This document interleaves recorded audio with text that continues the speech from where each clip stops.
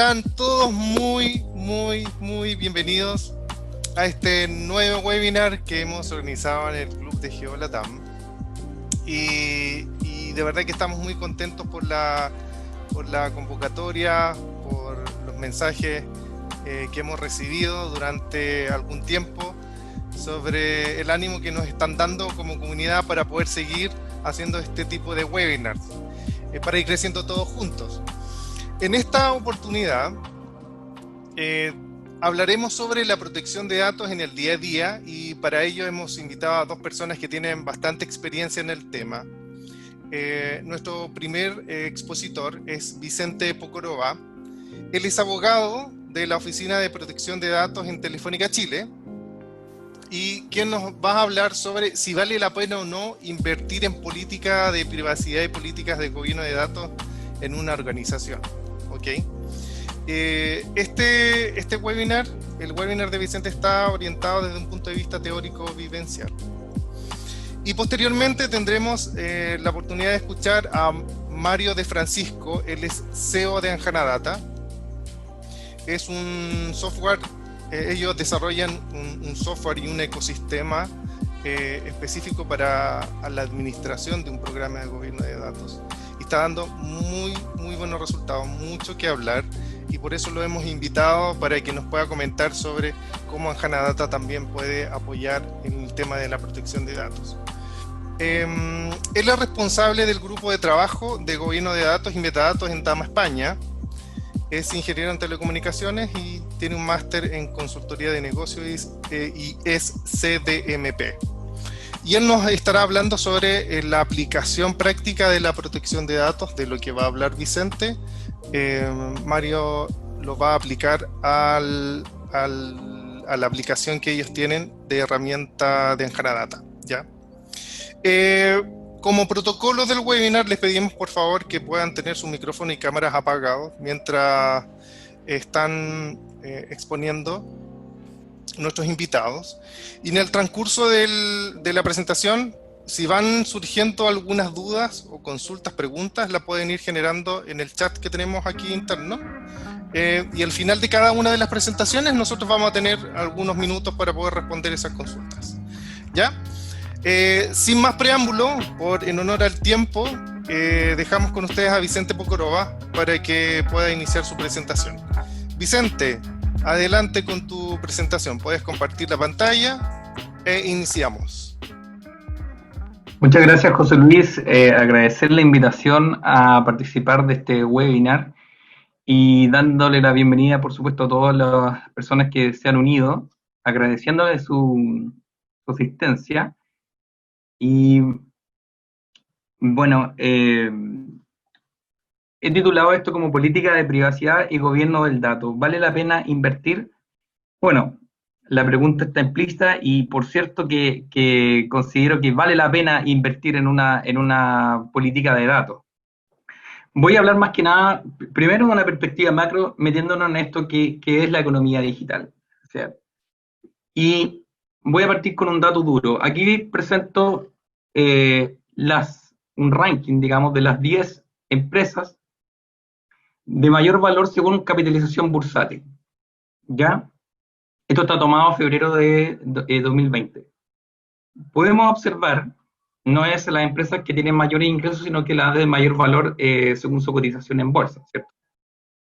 Bueno, de lo que podemos ver de este listado es que de las 10 empresas con mayor capitalización bursátil, 7 corresponden a firmas o a compañías donde dedicadas a un giro o un rubro donde las tecnologías de la información son absolutamente gravitantes y son lo principal en el fondo. Lo que les da valor a ellas es precisamente el uso de las plataformas tecnológicas, el uso de la tecnología. ¿Qué tienen en común estas empresas? Es que todas utilizan el business intelligence, utilizan el dato personal como el principal activo, podríamos decir, y también el big data, e incluso podríamos hablar de inteligencia artificial.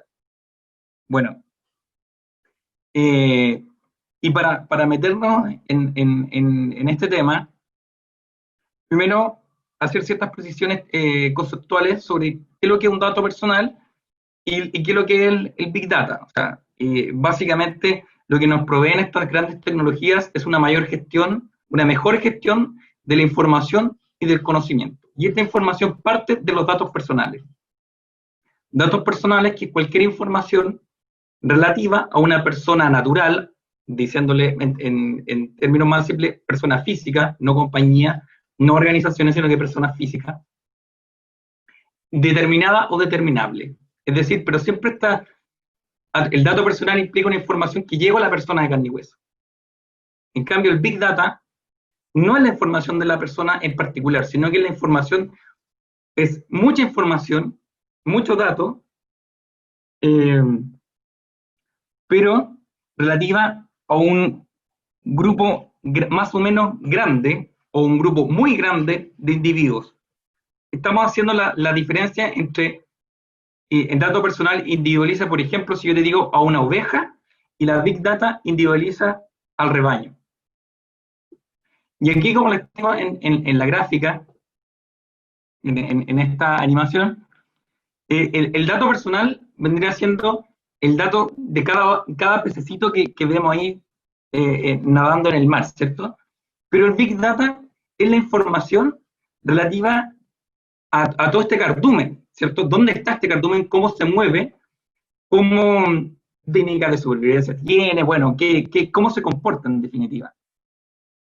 Entonces, lo que nos plantea la economía digital es de repente decir, mira, yo no necesito de repente tener el mejor barco pesquero, no necesito tener que el barco tenga el mejor motor, las mejores turbinas, no necesito las mejores redes a lo mejor. Donde voy a ganar mi competencia, lo que me va a hacer diferenciar y lo que me va a generar una ventaja competitiva es saber de antemano dónde está ese cardumen, cuáles son las aguas que tengo que remontar para llegar hacia el cliente. O sea, en esta analogía que estoy haciendo, ¿cierto? Mis clientes, o mi target, o mi público objetivo, son estos pececitos. Y mis competencias son el resto de los barcos pesqueros, ¿cierto? Pues bien, una característica diferenciadora que tiene la economía digital, digamos, hablando como la economía donde los datos son el principal insumo, el principal activo, es esta paradoja donde los datos personales no son de propiedad de la empresa responsable del tratamiento, sino que pertenecen, son de titularidad de los consumidores. ¿Ya? Esto es sumamente diferenciador con una economía, con un mercado tradicional, pero esto es lo que rompe, en definitiva. Y aquí me voy a detener un poco, cuando hablamos que el dato es una moneda de cambio para obtener ciertos servicios. Entonces, sobre todo cuando tenemos el fenómeno de las redes sociales, y nos damos cuenta que cuando parte esto decimos, oye, qué entretenido tener Facebook, o qué entretenido tener Instagram, o qué entretenido tener Twitter, y fíjate que esto es gratis, no me cuesta un peso poder conectarme con todo mi grupo de interés, etc. Pero ojo, nada es gratis en esta vida, porque precisamente la moneda de cambio para obtener ese servicio son nuestros datos personales. Y aquí que también hago un llamado de concientización. De repente salen de moda estas aplicaciones, oye, llegó una aplicación para verme más viejo, para verme 50 años más viejo, mira qué divertido. Yo pregunto, ¿alguien se fijó en los términos y condiciones de esa aplicación? ¿Se dieron cuenta de la cantidad de información o los atributos o lo que autorizamos para que esta empresa tratara nuestros datos? Nos dimos cuenta de la consecuencia de simplemente poner acepto a los términos y condiciones, porque la mayoría de la gente descarga una aplicación y ni se fija en esos términos y condiciones. Pero es hora de preguntarse, es decir, voy a ejemplificar con Facebook, pero Facebook, usted está logrando con mis datos, usted se está enriqueciendo a costa de mi información personal. Entonces, bajo esa perspectiva, tengo yo como consumidor el derecho, evidentemente, a pedir cuenta a la empresa qué es lo que hace con mis datos, pero sobre todo un derecho que es irrenunciable, que es el derecho a revocar ese consentimiento, a decir, ¿sabes qué, empresa? No te autorizo más a tratar mis datos. Y por eso, en consecuencia, en una buena política de tratamiento de datos, una buena política de gobierno del dato, yo tengo que procurar que haya una relación de cooperación, ¿cierto? Entre empresa y titular, o entre el responsable de tratamiento y titular o consumidor, donde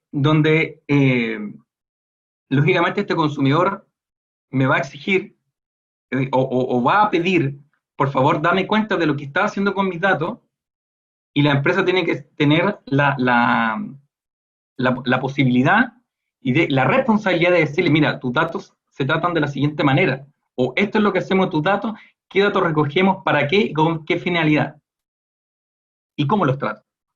Porque si yo no tengo una relación cooperativa o una relación, digamos, de confianza, es muy importante hablar de confianza digital, este consumidor, en definitiva, va a recurrir a un regulador, ¿ya? En Chile actualmente no tenemos, pero en Chile actualmente son los tribunales de justicia. Pero fuera de eso, si como empresa responsable de tratamiento de datos personales no doy cuenta al titular de lo que hago con sus datos, posiblemente me voy a ver enfrentado a un requerimiento del regulador o un requerimiento en tribunales. Y esto me lleva a un tema que es transversal en una política de gobierno del dato o en una política de privacidad, que es el accountability. Accountability es una expresión en idioma inglés, por cierto, que no tiene una traducción literal al castellano. Y el no tener una traducción literal nos obliga a conceptualizarlo, y aquí en la lámina estoy explicando más o menos una definición concéntrica de accountability, pero en definitiva, y ustedes no le crean al traductor de Google ni a cualquier otro traductor, porque en definitiva yo lo he buscado y no hay una traducción literal. Podemos decir que la accountability implica dar cuenta en forma documentada a una persona sobre lo que hace con sus bienes. Y por eso es que también la accountability es un concepto que se aplica plenamente a las políticas públicas y al derecho público. ¿Por qué? Porque en una relación gobernante y gobernado, en definitiva, o ciudadano y autoridad, en definitiva, usted autoridad funciona gracias a que yo pago mis impuestos. Y como yo pago mis impuestos, que son míos, que es dinero mío que yo produje, le exijo a usted que me rinda cuenta qué es lo que hace con los fondos que yo le confié. ¿Ya? Esa rendición de cuentas que obliga a la transparencia, muy en boga en el sector público, y que Chile se ha puesto actualmente más a la par de lo que ocurre en el mundo, con accountability, es decir, mire, usted, red social, Facebook, Instagram, usted se enriquece a costa de mi información personal. Entonces lo que yo le pido es que sea responsable, que sea transparente, y dentro de eso, además, está el tema, otras palabras que nosotros empezamos a acuñar a propósito de la contabilidad, la auditabilidad. Es decir, la posibilidad de que el responsable de tratamiento dé cuenta de lo que hizo, de cómo trató el dato, qué es lo que hizo con el dato, a quiénes se los compartió. Ligado a eso, trazabilidad. Disculpen. Acciones documentadas, repositorios documentales también. Es decir, en qué minuto un responsable de tratamiento debe saber, digamos, o idealmente debe saber en qué minuto yo le autoricé, yo di autorización para que usted tratara mis datos. Ya por eso hablamos de acciones documentadas o repositorios documentales. Actualmente, según la legislación chilena, todas las bases de datos que manejan organismos públicos están registrados en el Servicio de Registro Civil. ¿Ya?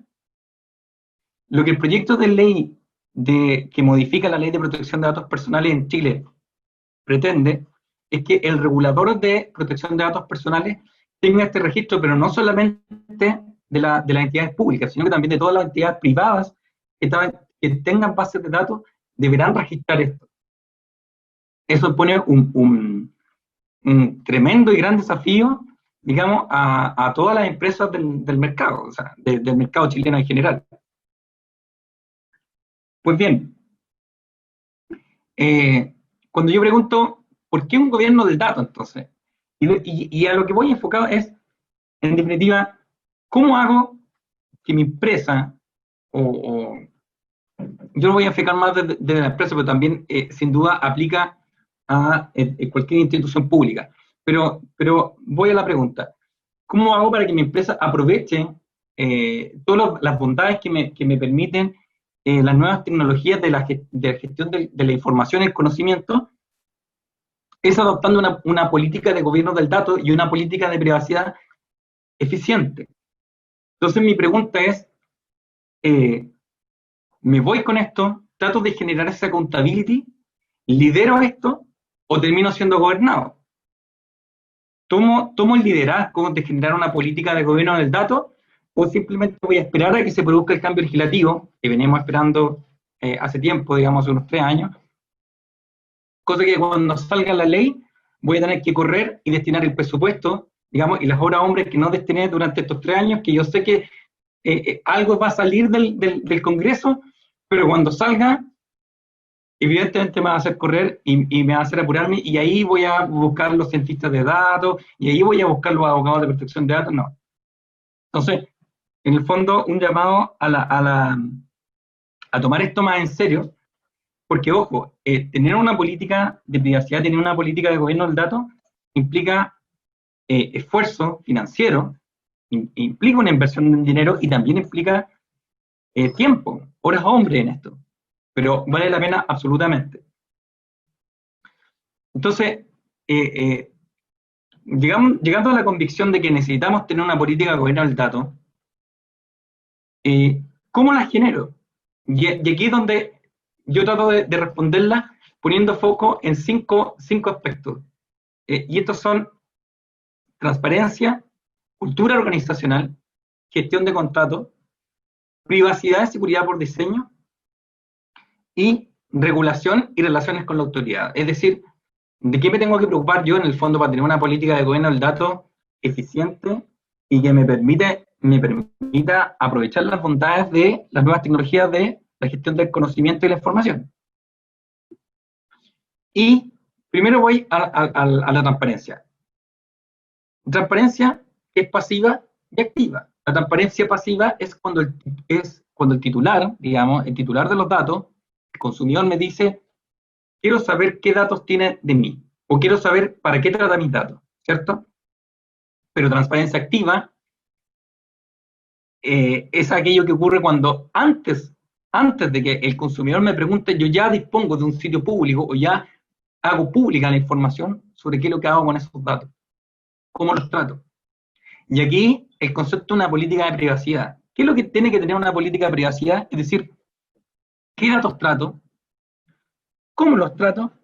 ¿Y para qué los trato? El principio de finalidad es fundamental. Es decir, si el titular autorizó tratar datos personales para que lo contacten, digamos, para utilizar unos beneficios de punto en un supermercado o en un retail, tiene que ser para eso y para nada más. No para que lo estén llamando para ofrecerle nuevos productos, o no para que lo estén llamando para hacer sondeo de opinión.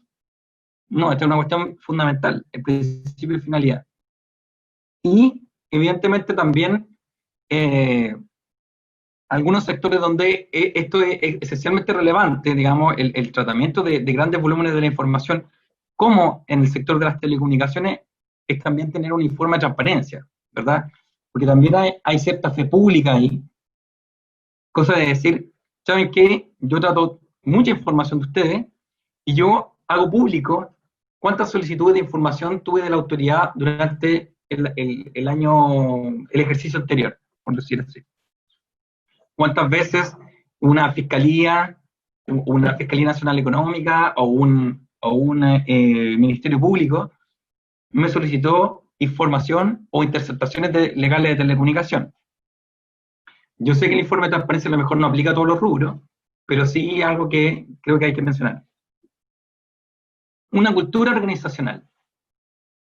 Y aquí vale la pena detenerse igualmente, porque cuando nosotros, y lo voy a llevar a la realidad nacional chilena, es muy poco la cultura que tenemos sobre la protección de los datos personales, sobre todo porque si uno compara eh, con otra realidad, por ejemplo, lo que pasa con los derechos del consumidor, y esto está ligado, o sea, la protección de datos personales está hermanado con la protección al consumidor, y donde, si bien por mucho tiempo dijimos, mira, el CERNAC es un león sin dientes, bueno, a lo mejor ahora no tiene los mejores dientes, tiene dientes de leche, pero por lo menos tiene dientes.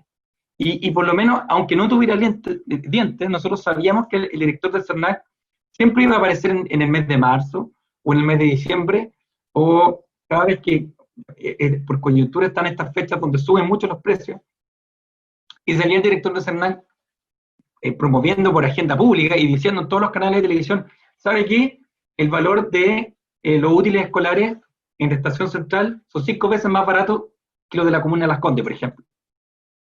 Pero el hecho de tener este referente, esta autoridad que genera, tiene su propia agenda pública, ya nos va metiendo en una cultura donde las personas saben, oye, ¿sabes qué? Tengo derecho. O sea, cuando el SARNAC o hace estas campañas comunicacionales donde dice, usted tiene 3 derechos, el derecho a reparación, a cambio o a devolución del dinero, el 3x3, digamos, es un aporte para generar una cultura. Y esto lamentablemente no lo tenemos en Chile. Y lo que esperamos es que a partir de que exista un regulador, ponga estos temas en el tapete y la gente vaya empoderándose de sus derechos. ¿Ya?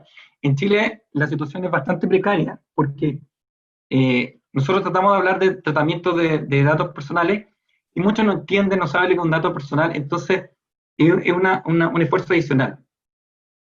Una vez hecho lo anterior y capacitando y tratando de nivelar a las personas de una organización, de una empresa, debo sin duda dar una estructuración en una organización interna, porque, bueno, hay ciertas empresas que tienen una unidad de gobierno del dato o una dirección de gobierno del dato, pero además hay que involucrar a las partes legales, ¿cierto? A la fiscalía, hay que incorporar, también puede ser una sección de auditoría, porque esto hay que auditarlo, es decir, alguien tiene que ser responsable del tratamiento de los datos por unidad, por departamento, por unidad de negocio, digamos. Y en eso es fundamental la existencia de un DPO. DPO es una sigla en inglés que significa Data Protection Officer, pero en buen chileno o en buen castellano, oficial de protección de datos. ¿Ya? Donde este oficial tiene la función principal de liderar tanto la política de gobierno del dato como cautelar que la política de privacidad de una compañía se cumpla. Ligado a eso, también tenemos modelos de cumplimiento y normas corporativas vinculantes. Modelos de cumplimiento, y aquí voy a hacer también un link al proyecto de ley que se está tramitando en el Congreso. Está la idea presente actualmente de que si tú eres condenado por el organismo regulador por una infracción de ley en materia de tratamiento de datos, te da la posibilidad de aminorar la condena si tú demuestras al regulador que tú estás bajo un modelo de cumplimiento, que eso también se va a certificar. Ya es muy parecido a lo que pasa también en libre competencia. Y a su vez las normas corporativas vinculantes son aquellas normas, y esto viene del GDPR o GDPR, precisamente el Reglamento Europeo de Protección de Datos, donde ciertos grupos empresariales, si demuestran que tienen normas corporativas vinculantes que aplican a todos sus filiales o todo su tramado organizacional, se facilitan una serie de cosas, por ejemplo, para la transferencia transfronteriza de datos personales. Después llegamos a la gestión de contratos, donde tengo dos mundos, ¿cierto? Tengo contratos con proveedores, tengo contratos con clientes. ¿Qué es lo que quieren los proveedores? Bueno, o qué me corresponde ver con los proveedores es ver convenios de protección de datos, que en inglés sería Data Protection Agreement, ¿cierto? Donde yo le doy todas las instrucciones a estos proveedores sobre qué es lo que pueden o no pueden hacer con los datos. Es decir, esto es una subcontratación en el fondo. Yo, para tener ciertos proveedores, necesito entregarles cierta información para cumplir el servicio que me encomendó el cliente. Pero esa entrega de datos personales o esa entrega de información no puede ser libre, no puede ser absoluta. Ahí también hay riesgos que ver, y esas instrucciones y los riesgos tienen que estar claramente establecidos, como también, por ejemplo, qué es lo que pasa cuando el encargado de tratamiento, este proveedor, tiene un incidente de seguridad, a quién tiene que notificar, la información que me tiene que proveer, para cosa de yo tomar las medidas respectivas. Contratos con clientes donde tienen que estar muy claros los términos y condiciones en materia de tratamiento de datos personales. Ya, donde evidentemente el cliente tiene que poder saber qué datos está entregando, para qué, con qué finalidad y cómo se trata. Yo juego con la función económica del contrato en esto, porque el contrato, según el análisis económico, es un instrumento que nos permite asignar riesgo, ¿ya? Y cuando yo tengo un riesgo, tengo que asignar una gran responsabilidad, sobre todo cuando estoy viendo el tema de multas, esto linkeado al tema de los proveedores. O sea, si yo voy a entregar información estratégica a un proveedor, ese proveedor además sé que le presta el mismo servicio a mi competencia, el riesgo de que la información que yo le pasé pase a mi competencia, en una brecha de seguridad, debe ser altísimo. O sea, tiene que ser una multa que duela. Avanzo.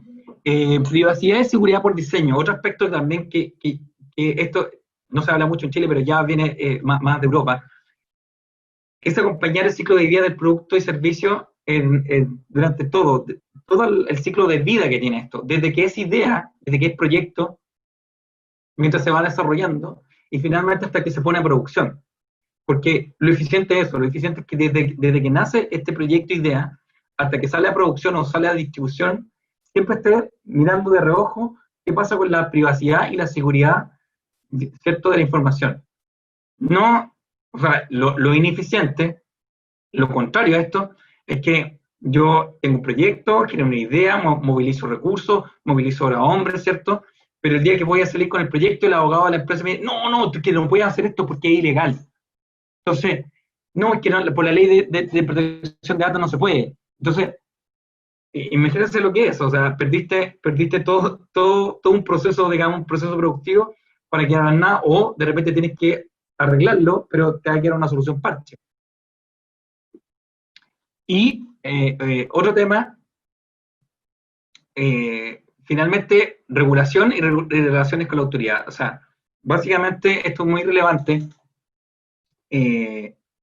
relevante actualmente. Yo diría que estamos como echaditos para atrás porque la verdadera autoridad en materia de datos son los tribunales de justicia, pero según el proyecto de ley que se tramita en el Congreso, lo más probable es que vaya siendo el Consejo para la Transparencia, ¿ya? Y va a ser muy distinto cuando tenemos la realidad de actual, que para uno exigir sus datos tiene que ir a un tribunal, en la práctica contratar a un abogado, en la práctica notificar esa demanda, en la práctica esperar sentencia, que cuando exista un organismo público que no solamente resuelva reclamos, sino que también fiscalice, dicte normas y resuelva estos conflictos y además pueda imponer multas.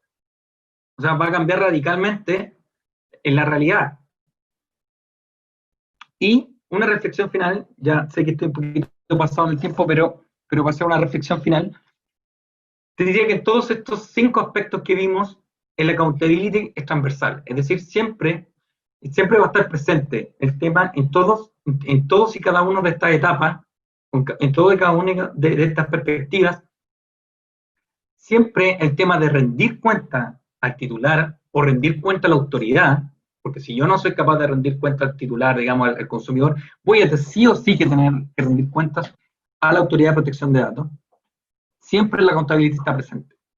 Y ahí es donde después Mario nos va a poder hablar, digamos, qué herramientas tecnológicas existen para poder tener esta contabilidad. Y cómo cambiamos, cómo salimos de la situación de no tener política de privacidad o política de gobierno del dato alguna a tener algo implementado y eficiente, ¿cierto? Y en eso voy al ecosistema de una empresa, ¿ya? Y vuelvo a este animación, ¿cierto? Donde tengo autoridades, ¿cierto? Haciendo una analogía, ¿cierto? Tengo una autoridad, tengo un regulador, tengo competidores, tengo clientes, tengo proveedores y tengo accionistas también a los cuales rendirle cuenta. Bueno, la verdad es que en este ecosistema, si ninguno de estos individuos, si ninguno de estos eslabones de la cadena alimenticia, por decir algo, se mueve en pro de obtener una política de gobierno del dato, es muy difícil que la empresa lo obtenga. O sea, va a ser muy difícil generar ese cambio organizacional si que alguno de estos no se mueve. O sea, eh, yo creo que actualmente en Chile todos estamos esperando que el regulador, ¿cierto?, a través de un cambio legislativo, eh, impulse o sea un catalizador de este cambio.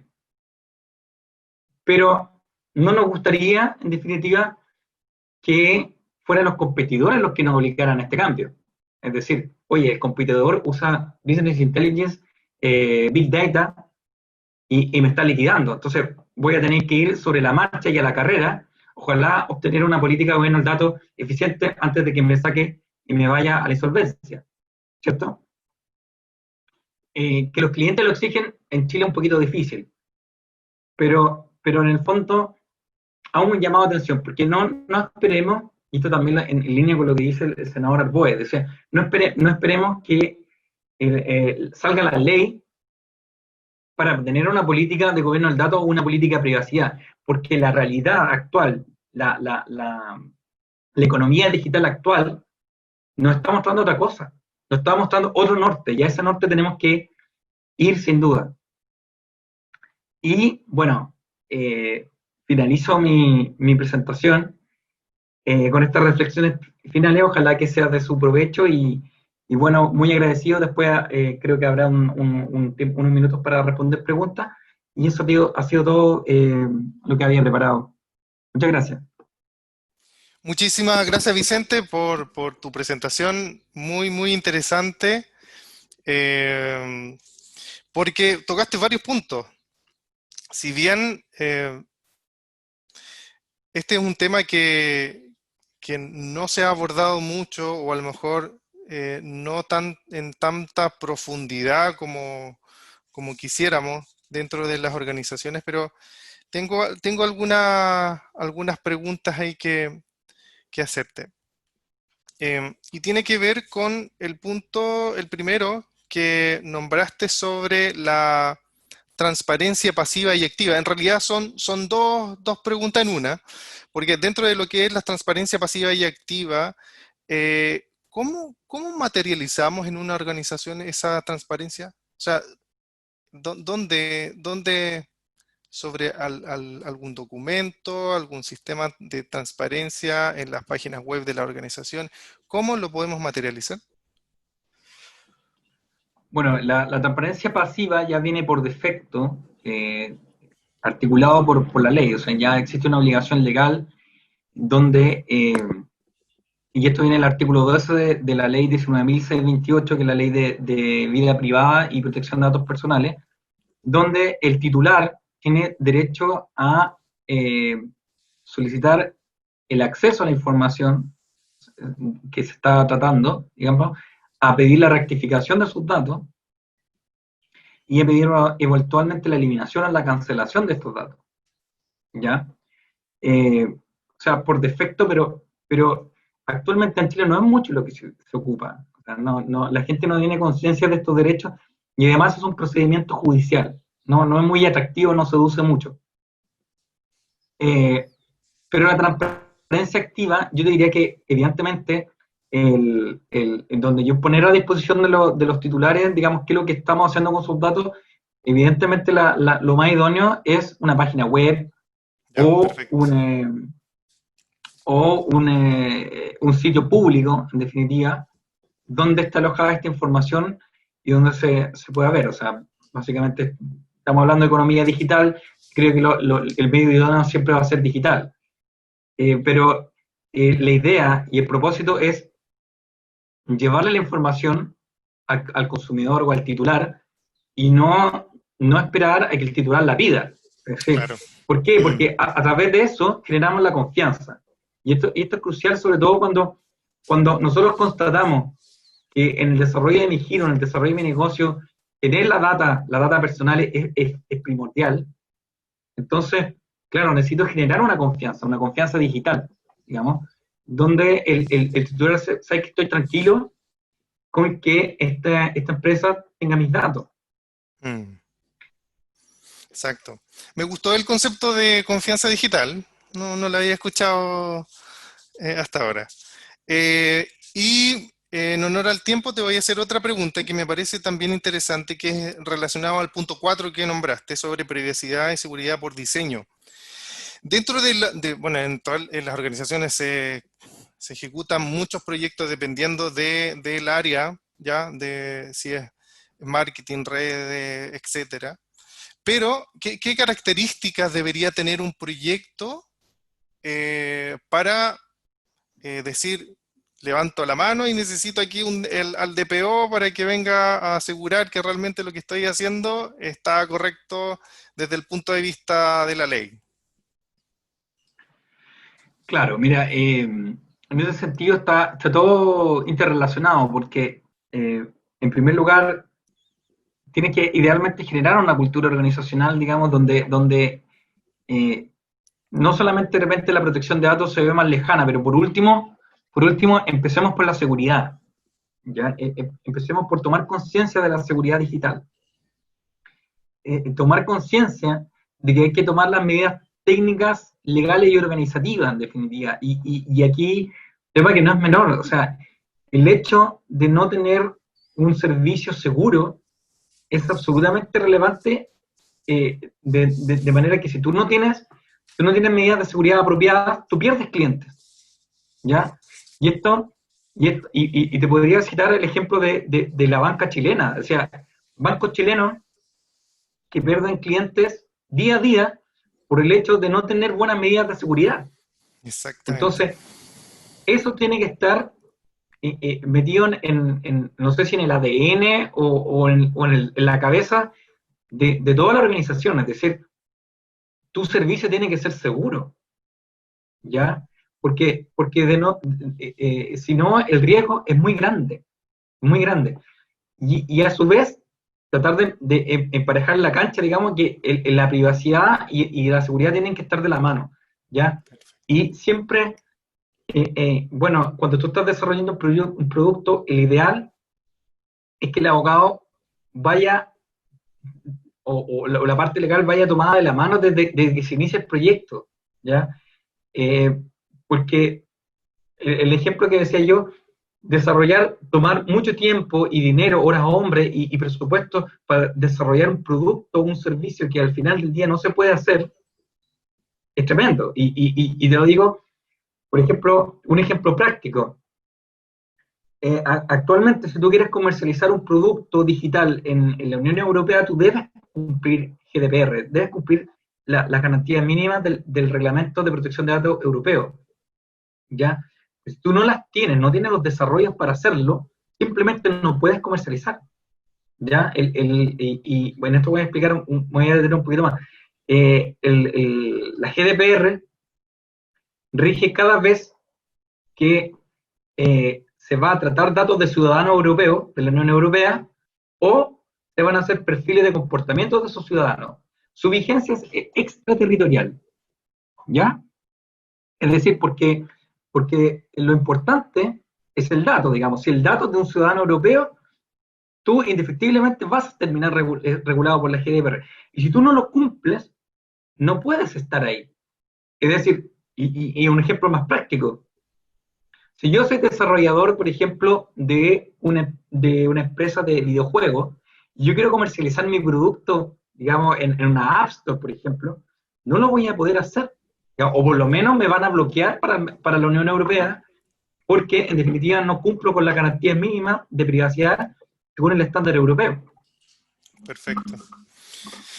Interesantísimo, podríamos estar hablando mucho rato y tengo muchas preguntas porque hice varios apuntes, pero después por interno ahí conversamos harto.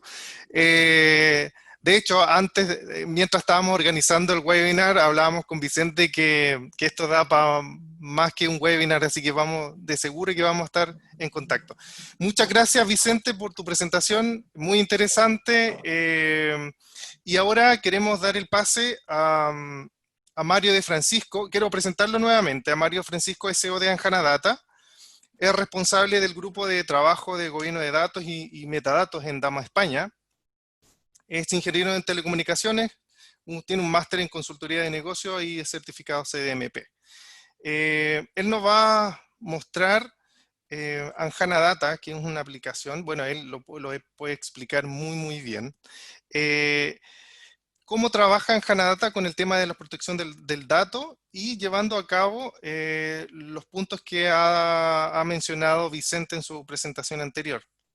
Quiero dar las gracias a Mario porque de verdad en España son 10 para la 1 de la mañana y con mucho agrado y me dijo, sí, José Luis, no hay ningún problema, yo estoy presente en el webinar, así que yo sé que estás madrugando, pero agradecerte doblemente, Mario. Bueno, muchas gracias a vosotros. Muchas gracias, José Luis, por la invitación. Ya sabes que siempre es un honor y un placer compartir con vosotros pues, bueno, un espacio de conocimientos, experiencias y demás en torno al dato. Y primero esto es muy rápido, ¿vale? Y luego vamos a verlo en la aplicación directamente. Anjanadata es una solución de gobierno del dato, ¿vale? Y una solución de gobierno del dato pues viene un poco a ayudar a la organización a operativizar y a aterrizar un poco todo eso que ha estado contando Vicente anteriormente. Un poco a ayudar a la organización a llevar a la práctica toda esta teoría que, bueno, pues parece muy compleja y que se hace un poco grande, ¿no? Para una organización llevarla a cabo. Pues bueno, Anjanadata es un software que te puede ayudar con eso. La historia que os voy a contar va un poco desde la pregunta inicial que se hace una organización cuando dice, bueno, ¿y cómo llevo a cabo yo esto? ¿Cómo aplico todo esto de privacidad del dato? Bueno, primero de todo, para poder aplicar una privacidad sobre los datos, tengo que conocer los datos. Tengo que saber qué es lo que tengo y cómo lo tengo. Y para eso, básicamente, lo primero que es interesante es montar un poco este mapa, ¿no? Este mapa donde aquí lo que estamos viendo representado es, bueno, una organización que tiene una serie de datos que consume, que procesa, etcétera, y luego otra serie de datos que genera y disponibiliza, ¿vale? Dentro de esa organización podemos dividirlo en dos capas. Hay una capa más de negocio, donde de lo que se está hablando es de conceptos de información, de reportes, de métricas, etcétera.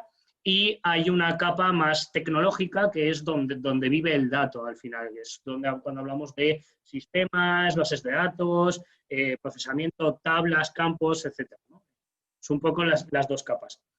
Y el gobierno del dato se sitúa justo en el medio de las dos capas, ¿vale? El gobierno del dato es aquello que intenta hacer de puente entre el mundo del negocio y el mundo técnico, porque el dato al final es un activo que vive a medio camino. Y si yo quiero aplicar una buena privacidad y una buena protección de datos, tengo que situarme en esa capa intermedia, ¿vale?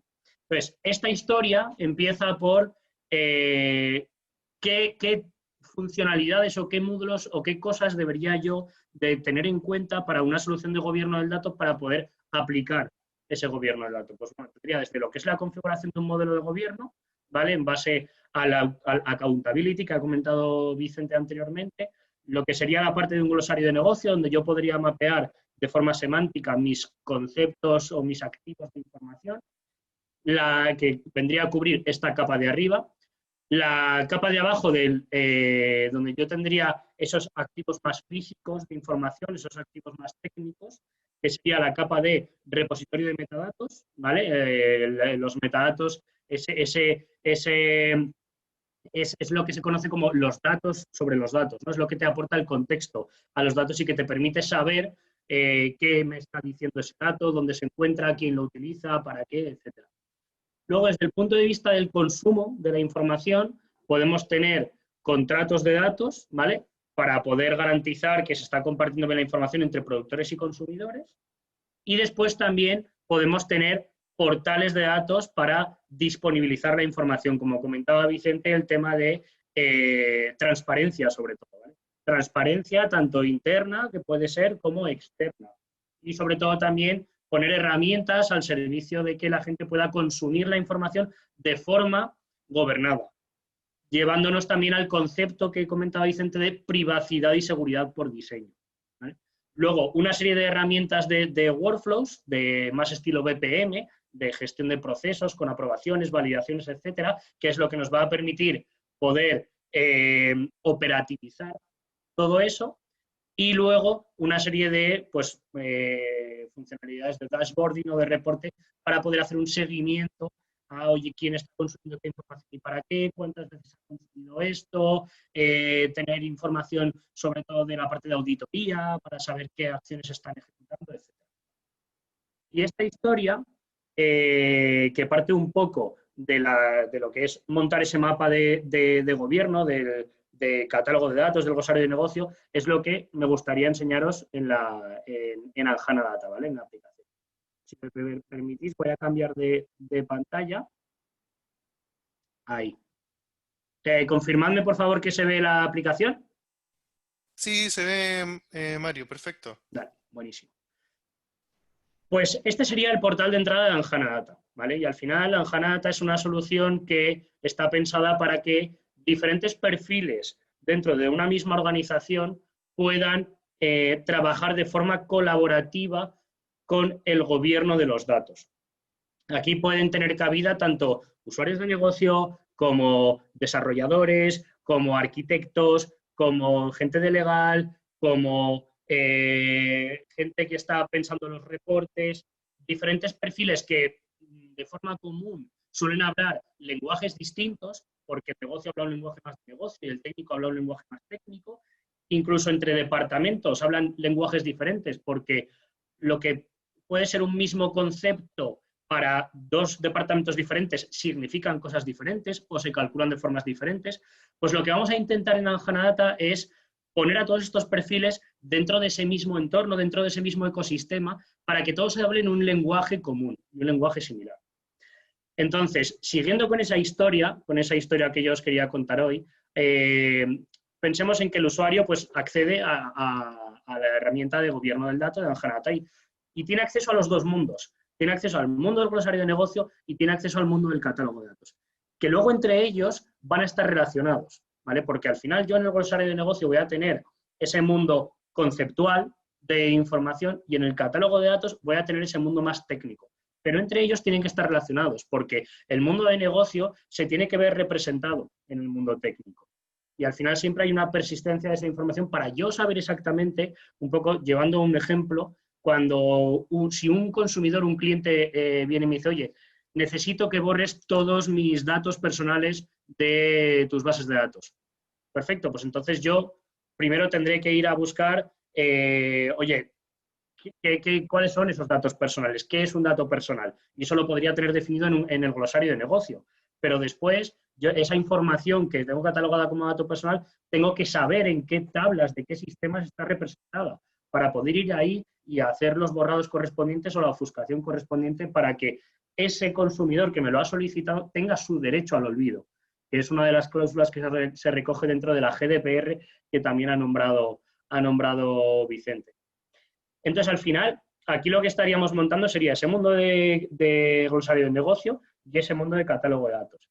Gracias a tener esta visión de cómo tengo yo los datos y los activos de datos dentro de mi organización, es cuando voy a poder catalogar datos personales, voy a poder definir confidencialidad para los datos, para ciertas tablas o para ciertos conceptos o ciertos términos, voy a poder definir políticas sobre esos datos y al final, con una serie de portales, voy a poder aplicar transparencia.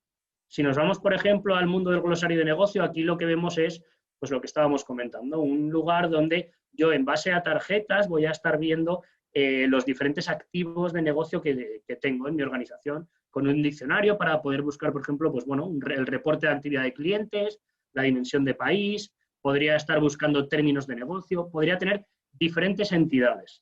Incluso aquí en el glosario de negocios, como al final estamos hablando de conceptos semánticos de información, podría incluso llegar a tener políticas. Por ejemplo, yo podría filtrar por políticas y me encontraría aquí con la política de calidad de datos o con la política de compartición de información, en el cual yo luego lo que tengo es especificado completamente, oye, la política de calidad de datos, ¿qué es exactamente? ¿Dónde la puedo encontrar?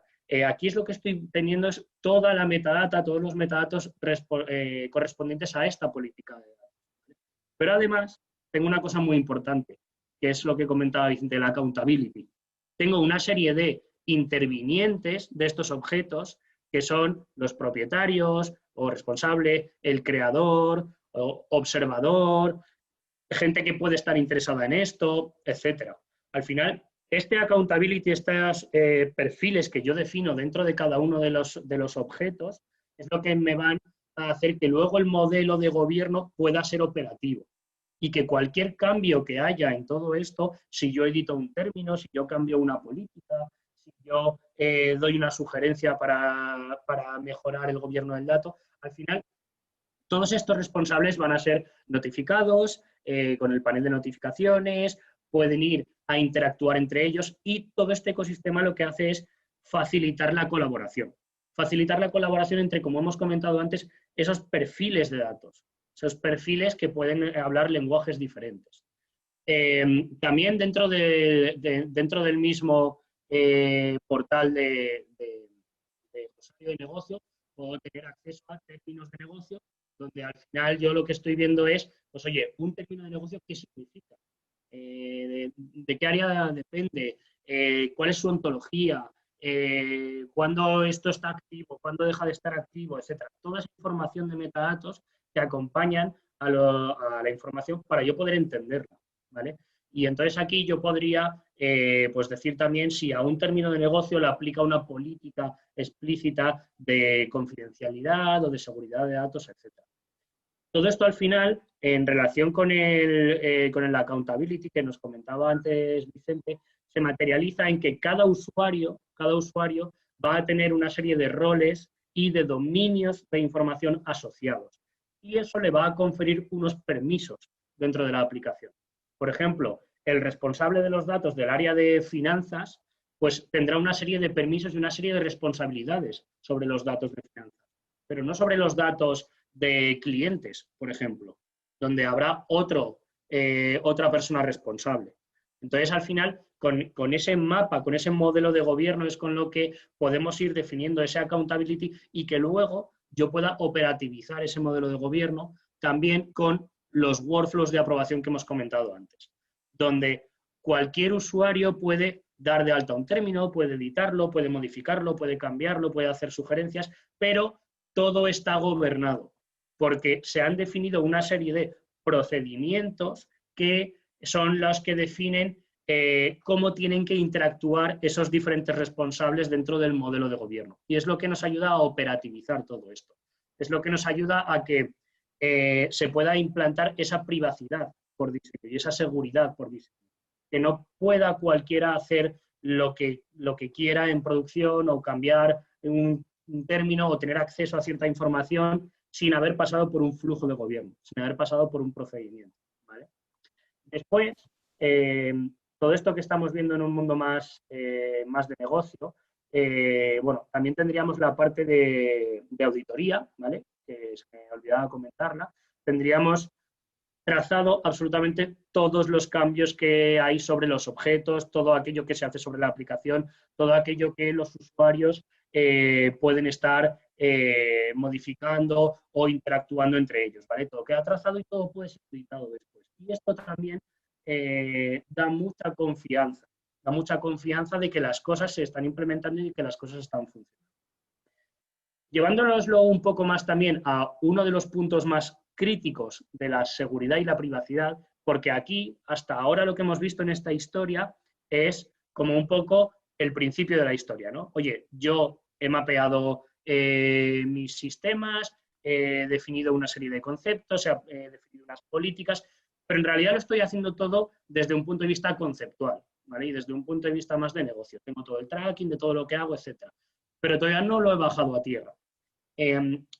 ¿Cómo soy yo capaz de que todo esto que estoy definiendo aquí luego tenga un impacto real en los sistemas? Aquí es cuando empezamos a hablar de gobierno del dato activo o proactivo y preventivo, ¿vale? Y es un cambio de mentalidad. Es un cambio de mentalidad porque el gobierno del dato hasta ahora había sido entendido como gobierno del dato pasivo. Es decir, oye, aquí sé que hay una serie de información, sé que hay unos datos, etcétera, y yo voy a trabajar simplemente en, bueno, recuperar toda esa información, sacar la metadata, pintar un linaje, pintar un glosario y ya está. Y me quedo ahí en esa parte del gobierno pasivo. Pero le damos la vuelta y cambiamos al gobierno activo, que va justo con lo de la seguridad y privacidad por diseño. Y lo que intentamos es convertir el gobierno del dato y una solución de gobierno del dato en la ventanilla única de entrada para cualquier gestión de la demanda en relación a datos, para que los usuarios que quieren consumir información vengan aquí, que los usuarios que quieren hacer cambios en las tablas de producción que tienen un impacto sobre los datos personales vengan aquí a pedirlo, que cuando yo quiera desplegar una nueva aplicación que pues, puede estar tocando datos personales, tenga que pasar por aquí a pedirlo. Y eso nos asegura, poniendo el gobierno del dato al principio de la cadena de valor, nos asegura que vamos a poder garantizar esa seguridad y esa privacidad por diseño, ¿vale? Es un poco lo que comentaba Vicente de que, oye, yo tengo ya toda la aplicación hecha, tal, y llega el abogado y me dice, no, usted esto no lo puede desplegar, esto no puede funcionar. Cuanto antes introduzcamos el gobierno del dato en la gestión de la demanda y consigamos aplicar ese gobierno proactivo y preventivo, antes podremos tener en cuenta este tipo de cosas y poder atacarlas antes. Entonces, aquí, continuando con la historia que estábamos contando, si yo me quiero llevar esto a un mundo más, más técnico, un mundo más de donde están los sistemas con las tablas y demás, lo que voy a tener son relaciones entre un término de negocio, por ejemplo, que estoy viendo aquí, con una tabla de un sistema. Y aquí ya he hecho un cambio y ya no estoy en el mundo del glosario de negocio, sino que estoy en el mundo del catálogo de datos. Estoy en un mundo donde sí que voy a estar viendo tablas, ficheros, campos, etc. ¿Vale? Y aquí en este mundo es donde voy a tener la metadata que me va a permitir identificar, por ejemplo, si en una tabla tengo datos personales. O me va a poder identificar qué sensibilidad del dato le tengo que aplicar a esta tabla. Además de muchos otros metadatos para saber exactamente dónde está esta información, etcétera, etcétera. Voy a poder identificar incluso a nivel de campo cuáles son esos datos personales. Y también voy a poder identificar el linaje de esa información para saber cómo se está generando esa tabla, qué proceso es el que la está generando. Y también desde el punto de vista de consumo, qué contratos de datos hay disponibles que contengan esta tabla, esta información, para poder dar acceso a los consumidores y que puedan consumir esta información. Todo esto es clave, tener esta foto es clave para que luego yo pueda aplicar todo esto en un entorno en el que al final los usuarios, cuando nos vamos al mundo del consumo y de la explotación de la información, que es donde realmente me va a aplicar la privacidad de los datos, es donde podemos hablar del concepto de marketplace, ¿vale? De marketplace de datos. Un portal donde yo tengo los activos de información y donde a los usuarios los usuarios consumidores se les disponibiliza esa información. Y esos usuarios consumidores pueden, de forma transparente, volvemos al concepto de transparencia, bucear entre la información que está disponible, pero sin acceso al dato. Ojo, porque lo que estamos viendo aquí son metadatos. Y eso marca también un poco la diferencia de la privacidad. Yo estoy democratizando el dato, estoy dando transparencia a la información que yo tengo, quién la consume, quién la genera, qué departamento es el productor de esa información, pero no estoy dando acceso al dato físico. No estoy dando acceso a que cualquiera pueda acceder a esa información, ¿vale? Estoy dando transparencia, pero no estoy dando acceso a la información. ¿Cómo doy yo acceso a esa información? Que es el último paso de esta historia, de la historia de cómo llego yo a aplicar la privacidad de los datos. Pues muy simple. Básicamente generando contratos de datos. Lo que vamos a hacer, lo que lo hacemos en Anjanata es que esos activos de información que serían los datasets, pueden ser tablas, ficheros, documentos, etcétera, los vamos a agrupar en diferentes contratos de datos, que es lo que conocemos como Data Sharing Agreements, y gracias a estos Data Sharing Agreements vamos a poder centralizar la gestión de los permisos de acceso a los datos, que al final es donde se va a poder aplicar esa privacidad de acceso a la información. Porque al final todo se resume en que un usuario que estará en un directorio activo o en un sistema de gestión de identidades va a lanzar una consulta contra una tabla y va a tener acceso a cierta información o va a acceder a un reporte. Y para eso, técnicamente, se le ha tenido que dar un permiso a ese usuario. Entonces, ahí en ese permiso es donde se va a aplicar esas reglas de privacidad de datos, es donde se van a aplicar esas políticas. Y eso se puede materializar en un contrato de acceso a la información donde lo que se establece es un mecanismo entre productor y consumidor para que el usuario consumidor, por un lado, tenga la garantía de que se van a cumplir una serie de términos de que él necesita para tener acceso a esa información, y el productor se va a asegurar de que está dejando por escrito las condiciones que tiene que cumplir el consumidor para poder consumir esa información de forma coherente y cumpliendo la regulación, etc. ¿Vale? ¿Cómo consigo yo luego materializar esto? Pues bien, porque al final disponibilizo todos los acuerdos de todos los contratos de datos que pueden estar en el marketplace y los usuarios consumidores van a buscar la información. Por ejemplo, pensemos en que yo quiero buscar información de mercado. Pues bueno, tendría diferentes contratos de datos, puedo seleccionar este, que por ejemplo puede ser que me interese, y lo meto al carrito de la compra. Y entonces aquí lo que estoy haciendo al final es básicamente crear una experiencia de marketplace como si yo estuviera en Amazon. Como si yo estuviera en Amazon y estuviera comprando productos. Pero aquí lo que estoy haciendo es adherirme a contratos de datos. No tiene por qué tener no tiene por qué haber un intercambio, una transacción de dinero ni nada por el estilo, que también se puede llegar cuando se habla de monetización de datos, etcétera, etcétera. Pero al final aquí lo que estoy haciendo es garantizar, con ese concepto de marketplace, garantizar que tengo el control de todos los usuarios que acceden a la información porque lo estoy grabando con un contrato, ¿vale? Y el usuario al final lo que estaría haciendo es solicitar acceso a esa información, se le lanzarían los workflows correspondientes, aprobarían los responsables o el CDO o el responsable de gobierno o como se defina, porque es totalmente configurable. Y al final lo que pasa en última instancia es que HANA Data se integra de forma nativa con los sistemas de gestión de permisos para poder aplicar a bajo nivel, a nivel técnico, los permisos necesarios para que ese usuario que ha solicitado acceso a ese contrato de datos tenga acceso a los datasets contenidos dentro del contrato de datos. Y al final, esa es la realidad de cómo termina la historia de la aplicación de la privacidad de los datos en un entorno gobernado. En un entorno gobernado dentro de una organización, ¿vale? Y es un poco, al final, lo que nos lleva a hablar de automatización de procesos técnicos. Porque el gobierno del dato, en realidad, solo tiene sentido si consigue generar un valor para el negocio. Además de la regulación, además de cumplir con todas las políticas y demás, lo realmente importante es que todo esto sirva para ese cambio cultural, ese cambio organizacional que comentaba Vicente, y que se puedan cumplir los objetivos de negocio de ahorro de costes, mejora de la eficiencia, mejora de la productividad, mejora de la competitividad, etc. Y eso es un poco la forma en la que al final con HANA Data puedes llegar a aterrizar toda esa parte teórica de una forma más práctica.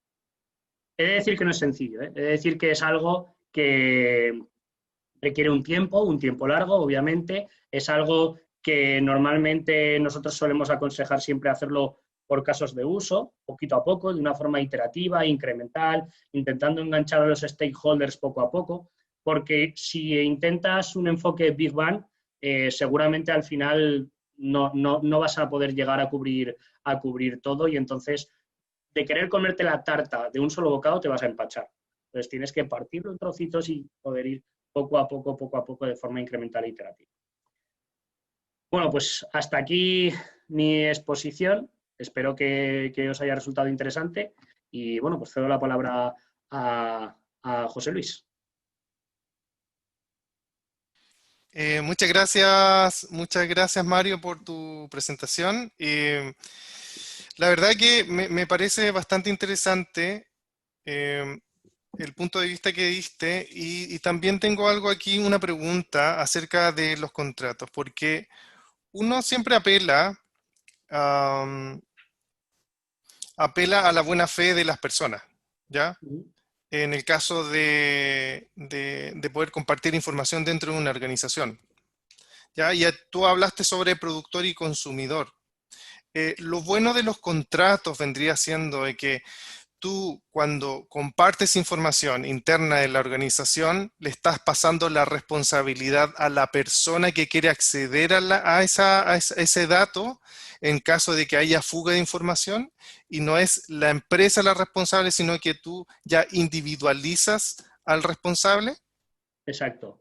Sí, porque Perfecto. al final el contrato es un mecanismo legal y es un mecanismo que lo que hace es discernir las responsabilidades entre los intervinientes del contrato y repartir los riesgos. O sea, al final, estableciendo las cláusulas correspondientes, tú lo que estás diciendo es, oye, igual que cuando yo alquilo un departamento, ¿vale? Yo rento un departamento, lo que estoy haciendo es firmar un contrato con un propietario que me cede su departamento por un tiempo limitado, entonces yo tengo que cumplir unas normas. Pues igual me pone que no puedo tener mascotas, no puedo hacer fiestas, etc. Si luego yo hago una fiesta o tengo una mascota, estoy incumpliendo el contrato. Por lo tanto, la responsabilidad ahí es mía de haber incumplido un contrato. Pues lo mismo pasa con los datos. Si yo soy, los datos es un activo igual que cualquier otro. Entonces, si yo, como productor de esa información, te cedo la responsabilidad bajo unas condiciones de uso para que puedas utilizar esa información y tú incumples el contrato, al final lo que está pasando es que la responsabilidad va a caer sobre ti y se te pueden aplicar las cláusulas correspondientes de haber incumplido tu contrato de forma unilateral. Muy interesante. Vicente, si quieres puedes entrar porque tú quieres hacer un comentario final, ¿verdad? Sí, Ya. quisiera comentar, bueno, respecto a lo que estaban recién comentando sobre la gestión de contratos, es un temazo ese, porque no basta como empresa gestionar, voy a firmar un contrato, voy a fijar SLA, voy a, digamos, dar un anexo, digamos, que describa súper bien los servicios y después durante la vida de ese contrato no voy a fiscalizar que se cumplan. Y en Mm, definitiva, el grado de madurez que hay que tener organizacionalmente para ir fiscalizando que ese contrato se cumpla, o sea, primero que se cumpla lo principal, que es el servicio que tú estás contratando, pero ya un paso más avanzado es que se cumpla tu política de privacidad, o sea, tu convenio de protección de datos, las instrucciones que tú diste para cómo esos datos fueran tratados. Es un temazo y se requiere mucha cultura, mucha capacitación para eso.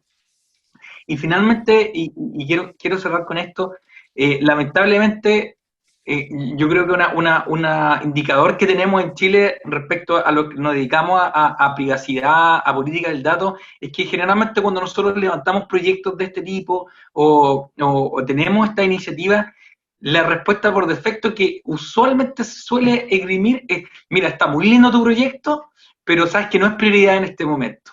O sabes qué, está súper bonito tu proyecto, me gusta tener la política de privacidad o me gustaría ser súper transparente con los clientes, pero no hay presupuesto, porque el presupuesto de este año ya está comprometido. Entonces, en ese tema, un llamado a la reflexión. Mira, si tú veías el ranking de las empresas de mayor valor bursátil, tú te das cuenta que, claro, de esas 10 empresas, 7 están dedicadas al giro netamente que tiene que ver con nuevas tecnologías de la gestión de la información y el conocimiento. Pero, en definitiva, tú dices, ya, ¿de dónde son esas empresas? O son China o son de Estados Unidos. Pero nos preguntamos, con la democratización que generan las nuevas tecnologías, o sea, ¿por qué no puede haber una empresa chilena dentro del listado? O sea, yo me pregunto, en serio me lo pregunto, ¿por qué una empresa que desarrolla videojuegos no puede ser mejor que Capcom, que Nintendo, que etcétera? O sea, no es necesario estar en China ni estar en Japón para ser la mejor empresa que diseña videojuegos. O sea, saquémonos eso de la cabeza. Y en definitiva, ¿cómo esas empresas llegaron a estar en ese ranking? Es precisamente porque dijeron, vamos a darle prioridad y vamos a invertir tiempo y dinero en una política de el conocimiento, una política de gestión de datos. Simplemente eso para finalizar. Ok, muchas gracias, Vicente. Hay una pregunta final para ti, Mario. La hace René. Dice, ¿qué nivel de madurez debe tener la empresa para comenzar a sacar partido de ese tremendo sistema? Me imagino, sistema de Anjanadata. Bueno, en realidad no hay un nivel de madurez mínimo, así como tampoco hay un nivel de madurez máximo. Yo lo enfoco mucho más por a dónde quieres llegar, ¿no? De hecho, yo siempre digo que en esto del gobierno del dato y de todo esto es muy importante el assessment inicial. Oye, ¿dónde estoy? ¿En qué punto estoy ahora mismo? ¿A dónde quiero llegar? Alineado con mi estrategia, alineado con lo que quiere la organización, etcétera, etcétera, y qué pasos tengo que dar.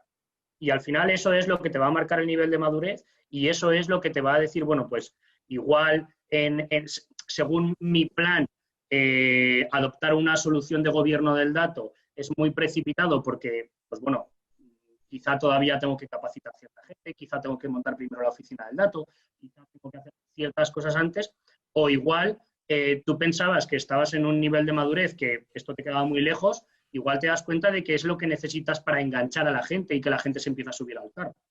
Es que Exacto. no hay un nivel de madurez mínimo y no hay una casuística que digas, no, este es el momento. No la hay, depende totalmente. Yo creo que nunca es el momento, es como cuando quieres casarte o cuando quieres tener un bebé o cuando quieres hacer un gran cambio en tu vida, nunca es el momento perfecto, sino que es el momento y tienes que lanzarte. Yo creo que concuerdo contigo, Mario, respecto al tema. Y va también al hilo de lo que comentaba Vicente, que decía, no hay presupuesto. El presupuesto está tal, o sí, muy bonito, pero no hay presupuesto, o esto tal, no sé qué. Yo me he encontrado organizaciones que han dejado pasar un proyecto de 100.000 euros y han tenido que estar sacando una RFP de 1 millón de euros a los 2 años. Por el simple hecho de decir, no, bueno, esto no me aprieta el zapato ahora, tengo el presupuesto en otra cosa, no me exige tal, no sé qué. Bueno, pues a los 2 años, por 10 de presupuesto del stock que han acumulado de no aplicar un gobierno del dato y de las cosas que se han ido, pues eso, perdiendo por el camino. O alguna organización que te dice, no, pero si mi negocio funciona, mi negocio está funcionando ahora, más o menos tengo unos márgenes más o menos tal, no sé qué, bien. Vale, pero la pregunta es, sí, pero ¿hasta cuándo va a funcionar? O sea, ¿cuándo va a llegar el momento en el que tu competencia, que sí que está haciendo esto, dentro de 2 años ellos van a seguir igual con sus márgenes o incluso un poquito más y tú vas a ver cómo empieza a bajar?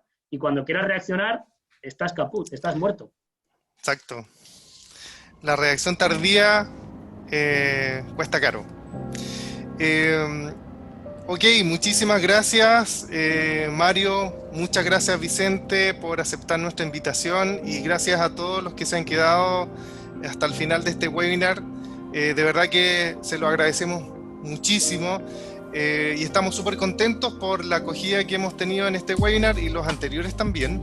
Y ya somos alrededor de 1.300 en nuestra comunidad a través de LinkedIn. Si quieres inscribirte, si quieres adherir a algún amigo, la idea es poder compartir la mayor cantidad de conocimiento que podamos tener en nuestras organizaciones, y la verdad que construyendo todo este conocimiento aportamos todos. Todos podemos aportar de alguna u otra forma a esta comunidad, colocando nuestro granito de arena. Así que muchas gracias a todos por quedarse, por la invitación a nuestros expositores y nos vemos en una próxima ocasión. Que estén muy bien, un gran abrazo, cuídense harto. Chao, chao.